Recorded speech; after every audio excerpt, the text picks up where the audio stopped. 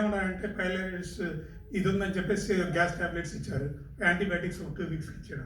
ఇక్కడికి వచ్చి ఇక్కడ చెక్ చేయించుకున్నా కానీ ఇద్దరు డాక్టర్లు ఏం చెప్పలేదు, కానీ మూడో డాక్టర్ చెప్పాడు ఈ హౌ బ్లాక్స్ ఉండే ఛాన్స్ ఉంది మీకు, ఇమీడియట్గా మీరు ఎంజియోగ్రామ్ చేయించుకోండి అని చెప్పాడు డాక్టర్. అక్కడ ఇండియాకి వెళ్ళిన తర్వాత ఎంజియోగ్రామ్ అంటే ఆయన హైదరాబాద్ వెళ్ళాము. హైదరాబాద్ వెళ్తే ఎంజియోగ్రామ్ చేసిన తర్వాత ఆయన డాక్టర్ గారు చెప్పారు, అంటే మీరు మెంటల్గా ప్రిపేర్ అవ్వండి, మామూలుగా 1 బ్లాక్ 2 బ్లాక్లు ఉంటే స్టంట్ చేస్తాం, లేదా ఎక్కువ ఉంటే ఆ బైపాస్ సర్జరీ కూడా చేయాల్సి ఉంటుందేమో, దానికి కూడా మీరు సిద్ధపడని అన్నాడు.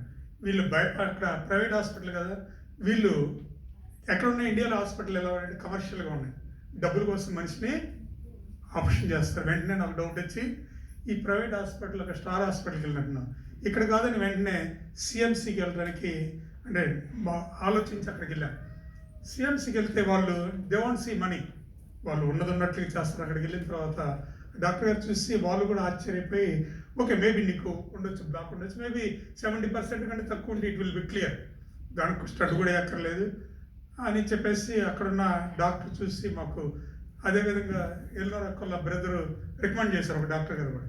అక్కడ ఒక ప్రొఫెసర్కి ఫోన్ చేశారు, అంటే ఏంది దెర్ ఈజ్ నో మిస్కమ్యూనికేషన్, అంటే ఎవరు కూడా మోసం చేయడానికి అవకాశం లేదు.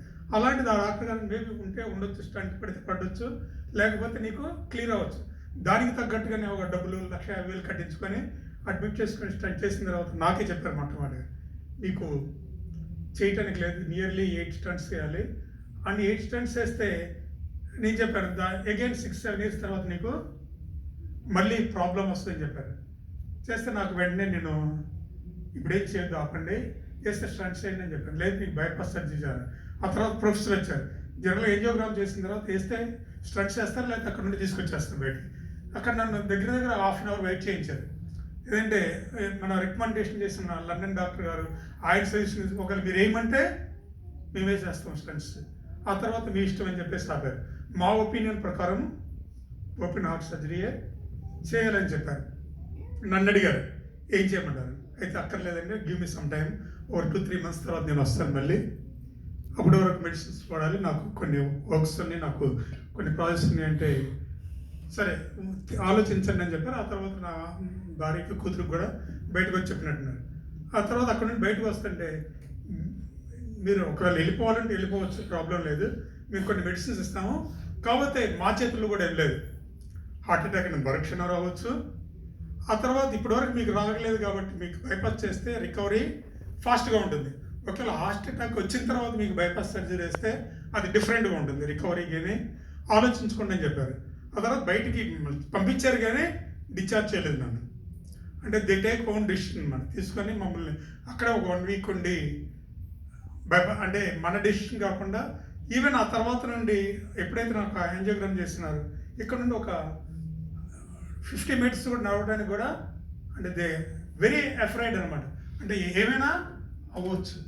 అంటే ఎంతకాలం దగ్గర 2 years నేను సౌదీలో ఉన్నాను, 2 years నుండి కూడా దేవుడు నాకు హార్ట్ అటాక్ కానీ ఏది కూడా ఆ సింటమ్స్ కూడా అనేది కూడా నాకు కూడా కనిపించలేదు. అంటే బీపీ ఉంటే హార్ట్ అటాక్ వస్తుందని లేకపోతే ఇంకోటి, అంటే ఏ మనిషికి ఎప్పుడు ఏమైనా కానీ రావచ్చు. అంటే బ్రతికి ఉండటం అనేది దేవుని కృప, అంటే ఏ స్థితిలోనైనా కానీ బ్రతికించగలడు.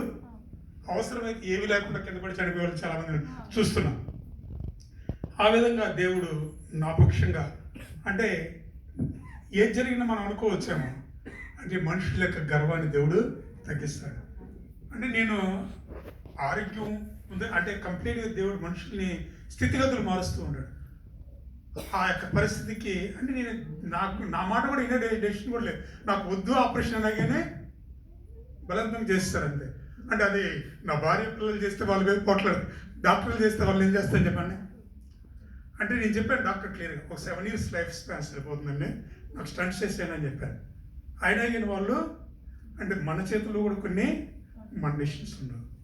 ఆ విధంగా దేవుడు అంటే వితిన్ ఆపరేషన్ చేసిన తర్వాత కూడా మనిషిని బట్టి ఉంటుందండి అక్కడ. అంటే నేను క్లియర్గా చూశాను ఆ రికవరీ అనేది ఎలా ఉంటుందండి. కొంతమందికి 3 days పట్టవచ్చు, 5 days పట్టవచ్చు, కొంతమందికి 1 week పట్టవచ్చు, 10 days. It is person to person.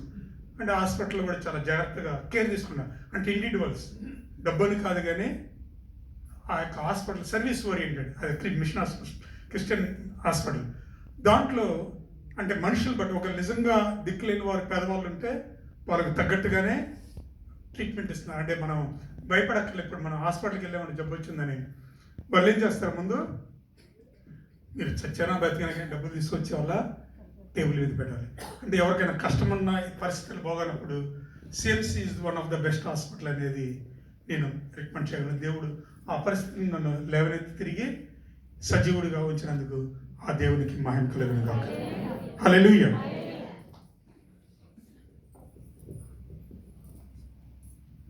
ఈ సమయం ముందు లాస్ట్ వీక్ ఏం చెప్పాను, ముందు మనం ఎంతమంది